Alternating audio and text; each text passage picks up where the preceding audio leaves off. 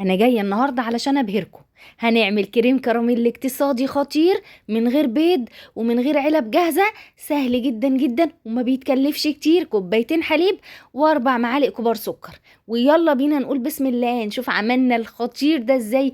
كريمي وناعم، وبصوا طعم الكراميل فيه خطير يجنن. حطي لايك للفيديو ويلا بينا نقول بسم الله. شايفين جماله خطير؟ هتقوموا تجربوه بعد الفيديو على طول. 4 معالق كبار سكر في الحله بتاعتنا كده زي ما احنا شايفين. حلو جدا. هكون حاطه على النار كوبايتين حليب يغلي معايا. بعد كده هرفع السكر عشان يتكرمل زي ما احنا هنشوف كده مع بعض. اول ما يبتدي يتكرمل معايا هقلب فيه وانزل بالحليب المغلي كده واحده واحده، ونوطي النار عليه خالص لحد ما الفوران بتاعه يهدى خالص. وكمان الكراميل يكون داب وانا بقلب فيه كده في الحليب. شايفين؟ اهم حاجه الحله بتاعتك تبقى عاليه. حلو جدا. هقلب لحد ما الكراميل يدوب في الحليب وتبقى كده معايا تمام. هجيب بقى دلوقتي معلقتين كبار كاستر ونص كوبايه لبن بارد واقلب الكاستر في الحليب.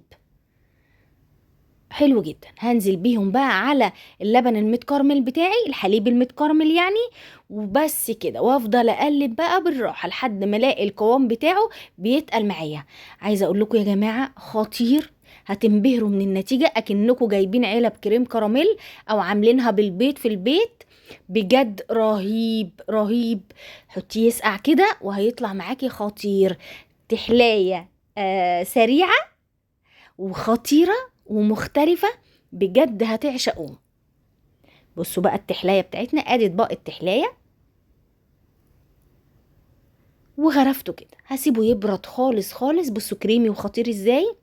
على الوش بقى كان عندي صوص كراميل جاهز حطيته وخطير. لو مش عايزه تحطي كراميل ممكن تحطي رشه جوز هند، رشه قرفه، رشه صوص شوكولاته، بس صوص الكراميل معاه خطير.